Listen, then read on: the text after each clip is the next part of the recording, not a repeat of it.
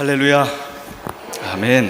네, 여러분, 폭염과 폭우와 코로나를 비롯해서 여러 가지 어려운 그런 상황들 속에서도 이 거룩한 주일에 성전에서 함께 나와서 주님께 감사 성찬들을 봉헌하고 계신 여러분들에게, 그리고 특별한 상황들로 인해서 이 자리에는 함께 하지 못하고 있지만 영상으로 함께 우리 성령 안에서 하나된 예배를 올리고 있는 모든 교우들에게 주님의 특별한 은총이 함께 하시기를 간절히 축원드립니다.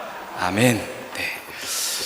여러분, 저희가 성경을 포함해서요, 동서고금을 막론하고 어떤 역사책을 다 뒤져봐도요, 뭐 정사이든 야사이든 불구하고 다 상관없이 어린아이가 엄마 뱃속에서 태어나면서 껄껄껄 웃으면서 태어났다는 그런 이야기 들어보신 적 있으십니까?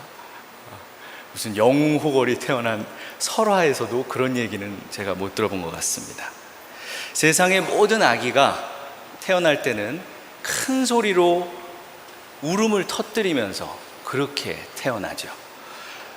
놀라고 싫고 두렵고 힘들고 고통스러웠다는 그러한 표현이라고 생각합니다. 또 이 세상에 어떠한 산모도 그냥 자고 일어났더니 아이가 태어났더라, 그러면 얼마나 좋겠습니까마는 그런 사람은 없습니다. 산고 없이, 고통 없이 출산이라는 것은 불가능하기 때문에 그렇습니다. 결국 이렇게 새로운 생명을 만난다는 그 환희와 행복 이전에는 해산의 고통이라는 것이 존재하고, 또 그 해산의 고통은 사실 분열의 고통이라는 것을 우리는 깨달을 수 있습니다. 엄마와 아기가 서로 연결되어 있다가 분열되면서 겪는 그 단절의 고통인 것이죠. 이렇게 우리가 본능적으로 분열을 두려워하듯이 오늘 본문 속에서도 우리의 귀에 탁 걸리는 하나의 단어, 분열이라는 단어, 여러분 기억나실 것이라 생각합니다. 일반적인 세상의 문화뿐만이 아니라 교회의 문화도 연합을 찬양하고 또 상대적으로 분열은 죄악시하는 그러한 경향을 갖고 있습니다. 이것은 그동안 인류 역사 속에서 갖은 분열로 인해서 우리가 고통을 겪어왔기 때문인 것이죠. 사회의 분열, 또 국가의 분열 가운데서 엄청난 죽음과 파괴를 가져온 그런 수많은 전쟁들을 우리가 경험했기 때문에 우리에게 분열이라는 것은 막연하게라도 죄악이고 어떻게든 막아야 할 어떤 것이라는 뼈저린 교훈으로 그렇게 우리의 신비 속에 새겨져 있는 것입니다. 그리고 그러다 보니 반대급부로 급부상하게 되는 단어가 있었는데 그것이 바로 평화입니다. 평화는 때때로 진리나 정의보다도 더 앞서는 가치로 너도 나도 받들어 추구하는 그러한 가치가 되어져 갔습니다. 평화를 위해서라면 잠시 진리와 불의를 그냥 함께 덮어두기도 하고, 또 꼬치꼬치 그 옳고 그름을 따지는 것을 오히려 조금은 죄악시하는 풍조가 그렇게 짙은 두려움 속에서 우리 삶을 덮기도 했던 것입니다. 그래서 언제부턴가 평화가 곧 사랑이라는 이해가 우리의 삶 속에는 많아지기 시작했고, 사랑과 평화가 그 의미가 혼동되는 위치에까지 이르게 된 것이죠. 그리고 바로 그렇기 때문에 사랑의 주 예수님께서 오늘 본문처럼 평화가 아닌 분열을 주러 오셨다라는 그런 말씀을 우리가 듣게 되면 우리의 마음이 결코 편안할 수가 없다는 것입니다. 예수님은 당신이 바로 그 평화를 깨고 소멸시키고 또 때로는 정화시키는 불, 즉 분열을 가져오는 불을 기대하고 이 땅에 오셨다고 말씀하셨습니다. 게다가 주님이 말씀하시는 분열은 사실 분열이 있기 어렵고 또 있어서는 안 되는 가족 관계에서의 문제로 표현되고 있기 때문에 더욱 받아들이기가 어려운 것입니다. 아버지가 아들을 대적하여 분열하고 그렇게 어머니가 딸을 대적하여 분열하는 상황은 우리에게는 한마디로 재앙으로 그렇게 들리는 것이죠. 결국 우리는 진리이신 하느님 안에서의 사랑과 평화, 그 개념을 제대로 이해하지 않고는 근본적으로 이 의문으로부터 벗어날 수 없습니다. 또한 진리 안에서 이 세상을 바라보지 못할 때에 우리는 오늘 주님의 말씀을 도무지 이해할 수 없는 것입니다. 하느님 안에서의 참 진리는 모든 존재하는 것의 기초이고 변하지 않는 것입니다. 그런데 일찍이 이 세상은 그 세상의 기초가 되는 이 진리로부터 분열되어서 나왔습니다.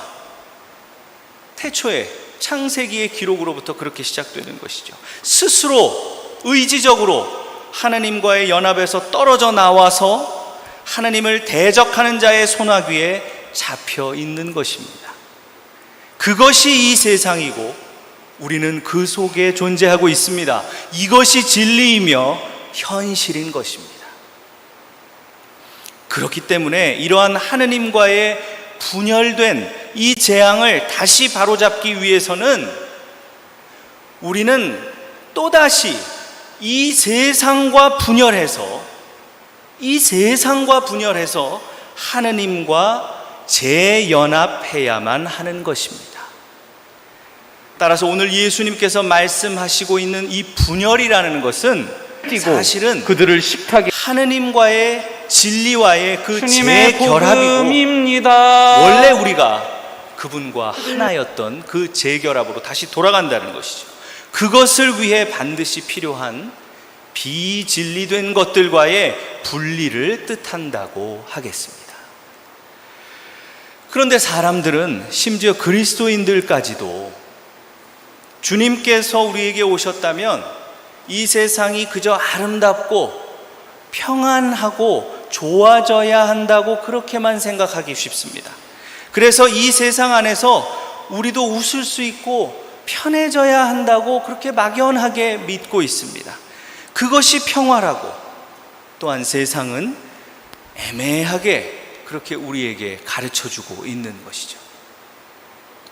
그렇지만 여러분, 분명한 것은 예수님이 주시는 평화는 우리가 생각하는 세상의 평화와는 분명히 다르다는 것입니다.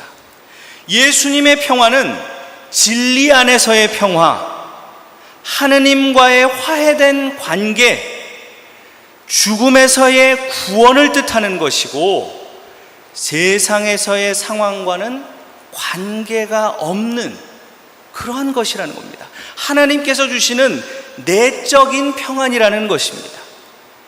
예수께서 제자들에게 말씀하셨습니다. 너희에 대한 나의 생각은 평안이다. 또 나의 평안을 너희에게 준다. 그것은 세상이 주는 것과 다른 것이다 라고 분명히 주님께서는 말씀하셨던 것이죠. 여러분 잘 아시는, 저도 아주 좋아하는 복음성가 중에 이 예수님의 말씀을 토대로 그 가사를 만든 노래가 있죠. 평안을 너에게 주노라. 세상이 줄 수 없는, 세상이 알 수도 없고 이해할 수도 없는 그런 평안을 너에게 주노라. 이 짧은, 한번 들으시면 그냥 기억할 수 있는 단순해 보이는 복음성가이지만 이 가사 속에 이러한 참으로 본질적인 의미가 담겨 있다고 저는 믿습니다. 이것이 무엇을 말합니까? 세상과 우리가 맞닥뜨려서 세상과 불화하면서도 세상과 갈등을 일으키는 상황 속에서도 우리의 마음은 평안할 수 있다는 것입니다. 이것이 세상이 알 수도 없고 이해할 수도 없고 감히 추구할 수 없는 주님의 참 평화라는 것입니다. 사도 바울로의 삶을 우리가 생각해 보면 이 땅에서의 그의 삶은 그야말로 진리 때문에 고생과 위기로 점철되다가 결국 모두가 피하고픈 그런 처참한 방식으로 죽음을 맞이하게 됐습니다. 그뿐만 아니라 모든 다른 사도들도 진리를 위해서 핍박받다가 제각기 다 다른 방법으로 자신들의 이 세상에서의 삶을 일찍이 마감해야 했습니다. 이 세상이 그들을 버린 걸까요? 아닙니다. 아니라고 저는 믿습니다. 그들이 스스로 진리 쪽에 서고자 세상을 버린 것입니다. 세상과 분열한 것입니다. 왜 그래야 했습니까? 그들도 사람이었죠. 그들에게도 피부친 가족이 있었습니다. 그들도 우리들과 똑같은 성정을 가진 이 세상 속의 사람들이었습니다. 그런데 왜 그들은 그런 삶을 살아야 했습니까? 그것은 그들이 진리를 진정으로 알았고 세상과 분리되어 아버지와 연합하기를 스스로 선택했기 때문입니다. 진리를 막연하게 안 것이 아니라 진정으로 알고 따르는 그러한 사람들은 자동적으로 세상으로부터 뚜렷하게 분리되기 시작합니다. 그리고 거기에는 필연적으로 분리의 고통이 따르는 것입니다. 지금 이 순간에도 비행기를 타고 우리가 단 몇 시간만 날아가면 진리를 따르기 위해서 세상과 분리되는 고통을 그 삶 속에 고스란히 겪고 있는 무슬림 국가의 이름 모를 형제자매들이 있습니다. 무슬림 근본주의자들이 크게 세력을 잡고 있는 나라의 그 안에서의 그리스도인들은 자신의 가족으로부터도 내쫓김을 당하고 마치 오늘의 본문처럼요, 같은 이웃에게 소리도 없이 죽임을 당하기도 합니다. 그것이 지금 2022년 현대를 살아가는 그들의 모습입니다. 그들은 기꺼이 아버지 하나님과 연합하기 위해서 그 분리의 고통을 감내하고 있는 것입니다. 우리 예수님도 우리를 위해서 그러한 분리를 당하셨습니다. 십자가 위에서 나의 하느님, 나의 하느님, 왜 저를 버리시나이까? 라고 그렇게 외치시면서 하느님 아버지께서 우리를 살리기 위해 당신 아들과의 분리를 원하셨다는 것을 직접 십자가 위에서 만천하에 보여주셨던 것입니다. 여러분, 한 가지 질문을 드리고 싶습니다. 오늘 본문 자체도 너무 무겁고요, 그죠? 본문이 말씀하고 있는 메시지가 결코 가벼운 설교로 넘어갈 수 있는 부분이 아니기 때문에 혹 어떤 분들은 이 말씀을 들으시면서 많은 부담을 느끼실지도 모르겠습니다만은 용서하십시오. 이 본문이 말씀하는 진정한 진리가 선포되어지고 저를 포함한 우리 모두에게 진정한 심령 깊은 그 뿌리로부터의 변화가 있기를 간절히 소망합니다. 한 가지 질문을 드립니다. 지금 여러분의 삶 속에 진리로 인한 고통이 있으십니까? 진리 때문에 겪고 있는 그러한 어려움과 고통이 있으십니까? 그러한 분이 계시다면 진심으로 축하드립니다. 여러분은 올바른 길 위에, 그리고 생명과 참 행복의 길 위에 계신다고 믿습니다. 그런데 혹시 여러분의 삶 속에 세상과 분리되는 고통을 찾아보기가 없으십니까? 찾아보기가 어려우십니까? 이 세상에서 적당히 편안하고 또 소속감을 느끼고 전혀 부대낌이 없으신 분이 혹시 계십니까? 사람들의 격려를 받으면서 박수를 받기 위해서 노력하고 계십니까? 그렇다면 대단히 죄송하지만 지금 옳은 길을 가고 있는지 자신을 점검해 보셔야 할 줄 믿습니다. 우리 안에 예수님이 던져 넣으신 그 진리의 불이 붙어서 내면 속에 덕지덕지 엉겨붙어 있고 교묘하게 스며들어 있는 그 진리로부터 벗어난 세상의 것들이 다 드러나고 정화되어야 할 줄 굳게 믿습니다. 바로 이것을 위해서 예수님께서 이 세상에 오신 것입니다. 주님의 사랑 안에 거하시는 여러분, 그러므로 그리스도인들의 이 세상과의 치열한 분리는 반드시 이루어져야 할 일입니다. 우리의 삶 속에서 다시 하느님을 향한 위대한 귀환이 있어야 하는 것입니다. 나의 본향으로의 귀환이 있어야 하는 것입니다. 우리 모두 진리로의 이 위대한 귀환에 함께하는 은총이 있으시길 간절히 소원합니다. 기꺼이 어려움을 감내하면서 세상과 분열해서 참 평안과 생명을 얻는 은혜가 있으시길 바랍니다. 세상의 소나기에서 벗어나는 고통을 피하지 마시고 여러 가지 평가들 앞에 수치스러워하지 않을 수 있는 우리가 될 수 있기를 바랍니다. 저명한 저술가였던 에이든 토저가 쓴 세상과 충돌하라라는 책에 이런 글이 있습니다. 우리 모두는 이 세상에서 살아야 한다. 우리는 수많은 문명의 이기와 문화적 산물과 더불어 함께 살아가지 않으면 안 된다. 그러나 어떤 의미에서 그리스도인들은 이 세상에서 살지 않는 것처럼 이 세상에서 살아야 한다. 다시 강조해서 말씀드리겠습니다. 이 세상에서 살지 않는 것처럼 이 세상에서 살아야 합니다. 그렇습니다. 우리는 이 세상에 살지만 그렇지 않은 것처럼 살아야 한다는 것입니다. 세상을 닮아서도 안 되고 닮으려 해서도 안 된다는 것입니다. 세상의 이익이나 세상이 주는 기쁨보다는 하느님 나라의 즐거움으로 만족하면서 살아가는 훈련을 해나가는 것이 바로 이 땅에서의 성도로서의 삶이라는 것입니다. 그리고 우리가 그렇게 세상으로부터 분열된 훈련의 삶을 살아가려면 가장 중요하고 선행되어져야 할 것이 바로 분별의 능력을 키우는 것이라고 믿습니다. 분열을 하려면 먼저 분별해야 하는 것이죠.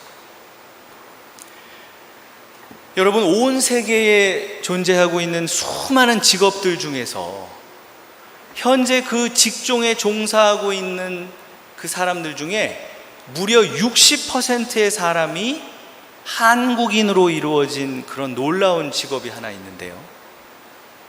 그건 바로 병아리 감별사라고 합니다. 여러분 들어보셨을 겁니다.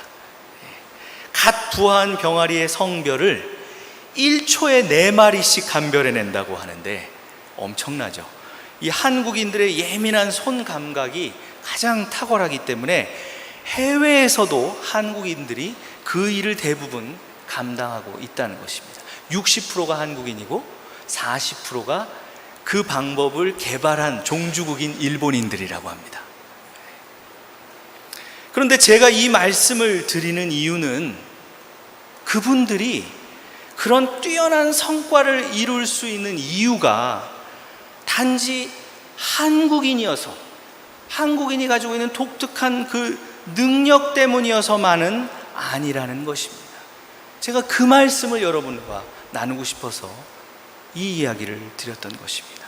하루에 10시간 정도씩 수만 마리의 병아리를 분별하려면 고도의 집중력과 미세한 감각이 필요한데요, 그런 작업을 위해서 이분들은 일하지 않는 평소의 시간조차도 극도로 절제된 삶을 살아간다는 것이죠. 이 시각과 촉각을 항상 최상의 상태로 유지하기 위해서 그렇게 거의 어떻게 보면 일상생활조차도 수도자 같은 삶을 살아간다는 것입니다. 여러분, 이렇게 병아리 한 마리를 분별하는 데에도 섬세한 감각과 많은 시간의 준비가 필요하듯이 우리의 삶에도 더 복잡하고 미묘해서 과연 무엇이 주님의 뜻인지 분별하기 어려운 주제들이 참으로 많이 있습니다. 시시각각 우리에게 닥쳐오는 것이죠. 그리고 우리의 미래를 결정짓는 그런 중대한 분별을 해내기 위해서는 우리 각자가 항상 영적인 그 감각을 최선의 상태로 잘 유지할 수 있도록 노력하는 신앙생활의 바탕이 필요하다고 저는 그렇게 믿습니다. 거룩한 이 주일에 은혜의 시간에 함께한 우리 모두가 세상의 것은 잘 분별하면서 영적인 것은 분별하지 못하는 그러한 안타까운 오류에 빠지지 않게 되기를 소원합니다. 오히려 세상에 대한 지식은 좀 부족할지라도 하느님의 뜻은 깨달을 줄 알고 세상 것은 잘 분별하지 못할지라도 하느님의 때는 분별할 줄 아는 그러한 우리가 될 수 있기를 원합니다. 우리 함께 항상 정직하게 주님 앞에 나아가서 예수께서 세상에 내리신 성령의 불로써 우리 자신을 점검하고 그분의 도우심으로 이 길을 걸어갈 수 있다면 마치 제가 서두에서 말씀드렸던 것처럼 어머니가 해산의 고통 끝에 그 소중한 아기를 그 품에 받아 안듯이 그 누구도 우리에게서 앗아갈 수 없는 영원한 참 행복과 그 평안을 우리 모두 우리 품 안에 받아 안게 될 것입니다. 성부와 성자와 성령의 이름으로 말씀드렸습니다.